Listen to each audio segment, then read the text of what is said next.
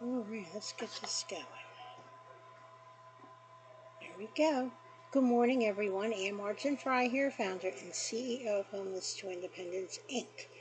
And I've had a question come up that I want to address.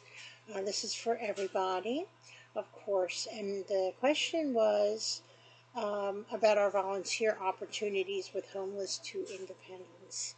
And we do have volunteer opportunities. Let me tell you what we have, for instance, gotten accomplished in the past, starting with even Hurricane Katrina. What we did with Hurricane Katrina, 160 plus families were transplanted into Perth Amboy, New Jersey, Homeless to Independence, worked with those families, helped them to find employment, helped them to find housing, and by the time HUD or FEMA cut them and then HUD cut them from housing, they had a nest egg, and they were even able to get their own place. We had cars that were donated that had clear titles, and what we did was we would, with the clear title, the donor would sign off, and then we would literally just give that title and the vehicle to the receiving family. And it wasn't just families, there was even individuals that were transplanted. There was one girl in particular, and so it goes from individuals to families. We don't pick and choose. Then with Hurricane Maria that hit Puerto Rico a number of years ago, I'm sure everybody remembered that. San Juan, Puerto Rico, the airport had been closed down. And during that time, while we waited for the airport to reopen to start receiving donations, Homeless to Independence had cells of volunteers that were working together and gathering donations of formula, baby diapers, baby wipes, other items. They weren't even close to us where we were located, and that happened when we were in actually Phillipsburg, New Jersey, 2017. Yeah, 2017, 2018. And what we did was I went online and I would purchase the boxes at Home Depot, and the tape, the packing tape, and the boxes, and pay for it. And then where the cell was located, one was in New Hampshire. We had a few of them that were in North and South Carolina, and they would pick up the supplies local to them. We, Homeless to Independence, paid for it, those items. And then on top of that, what we did was when San Juan Airport finally opened up and FedEx started up again, we physically had FedEx pick up those boxes at the location of the volunteers and ship them directly to Puerto Rico where they needed to go. And that's what we did. And that's what we continue to do. Of course, the Atlantic hurricane season is getting ready to kick off again. So we are looking forward to people that want to volunteer and create cells to do items such as this. Not necessarily saying that everything goes to Puerto Rico, but wherever it's needed to go. Homeless to Independence does receive a discount with FedEx for shipping. And just for instance, when we did ship to Puerto Rico, even with our discount, our shipping costs were well over $5,000 alone, even with the discount. That's how much we did accomplish in shipping. So as I stated, coming up the season, the Atlantic hurricane season is getting ready to kick off next week. So if you're interested in doing something like that, it's very, or if you're going to be in an area also, an area that's going to be affected, a coast area affected by hurricanes and storms, even tornadoes and stuff, and you want to even receive those kind of things, if you are a grassroots organization already, I will work with you. I would rather honestly work with the smaller churches and the grassroots organizations that are really having a hard time struggling financially, where possibly you do not receive grant funding. Because we don't receive grant funding. We raise everything that for us to accomplish everything that we do get accomplished. So it works both ways. Either if you want to volunteer and work within a cell, maybe a group in your office or a family and wants to work together and gather things when a disaster is getting ready, that we see a storm coming in or a line of storms, and we put the word out that we're collecting donations. Let's work together. Okay, we'll supply the boxes, we'll supply the packing tape. All you have to do is get it ready, and then I will even supply the labels that you will put on those boxes, and then, we'll coordinate all that with the addresses for FedEx to pick up and get it where it needs to go. All right, so that's what we do. Also, volunteer opportunities is in the past, we've done planting. We've done planting, and we've done it in 5-gallon containers where the vegetables and the fruits, tomatoes or fruits, were given out. We've had people that have volunteered and helped out at a property that was donated, and didn't quite work out totally as we had wanted to. I won't say it was a failure, but it was an awesome learning experience.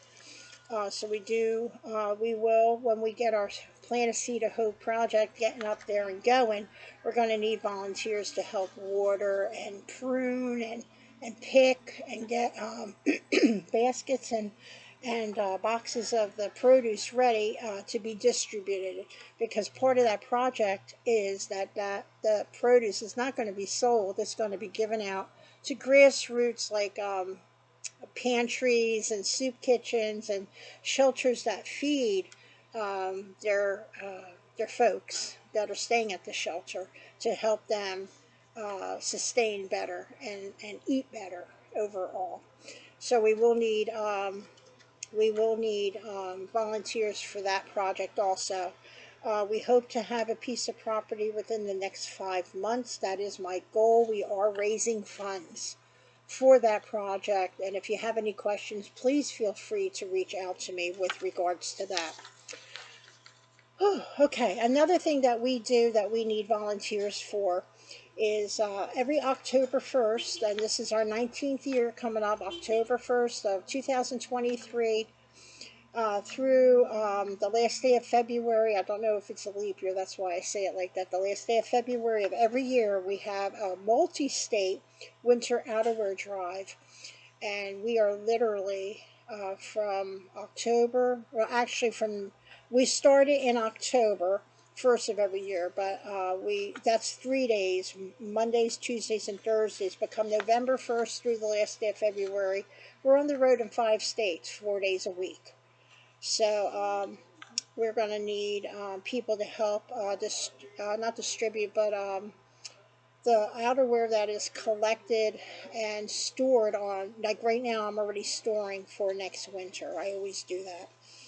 And so we'll need people to help here at our Quakertown location in order to separate everything. And then we're going to need people along the way to help distribute. And just for instance, we are on the road in 5 states every Monday, Tuesday, and Thursday primarily. All of New Jersey, all of Delaware, Eastern Pennsylvania, just about over to Harrisburg, Southern New York, and Northern Maryland. And that's what we do. Okay, people are wondering. I know people have been wondering and inviting me to come along with them at networking events. It's really tough because we're into our 19th year, folks. When we didn't have volunteers at all, that's why we developed the system that we have. I'm on the road. Somebody has to do it, and people would say they would come and volunteer and come help distribute, and then they wouldn't show up. I can't wait, even if they're 5 minutes late, I can't even wait, because I'm on the road. We have people that come, we have our, let me start over for a little bit here. We have our stuff that we get together, pull together to drop off at, I have soup kitchens, I have pantries, I have domestic violence shelters, I have tent cities, folks, and all kinds of outreach centers that we have been networking with now going on 19 years. This is just didn't happen out of the blue. So people are asking me what I'm doing, why can't, to come to a networking event, and unfortunately I have to decline because usually I'm getting back by 6, 7 o'clock in the evening, especially when I'm like into Delaware or into New York, in the Hudson Valley and west of the Hudson Valley in New York. I'm on the road. And by the time, we start early in the morning, sometimes earlier than even 7 a.m., we're on the road. And honestly, we don't get back sometimes 6, 7 p.m. at night. I'm drained. I'm swamped. I'm just done. My brain cell is fried. I'm so tired. Um, so please understand and please don't be upset if you're asking me to come on a networking event. I'm doing what I said I've been doing all these years. So if anybody wants to be a part of this in any other area of those areas that I stated, please let me know. Would love to work with other people too. We have groups that also in those states also gather items and then they're passed on. Like my tent cities, I need tents right now. I need all kinds of things for camping. If you have leftover items for camping, please let me know. I'd be more than happy to pick them up and deliver them directly to a tent city on that day, literally. Um, so I guess that's pretty much it. Just wanted everybody to have an overall view of what we do and how we love to work together with people that are like-minded and want to help others in need. We're all volunteer, including myself. I'm the founder and the CEO. I don't take a salary, not even a penny. I am disabled. I have severe epilepsy, and I work through that on a daily basis, literally.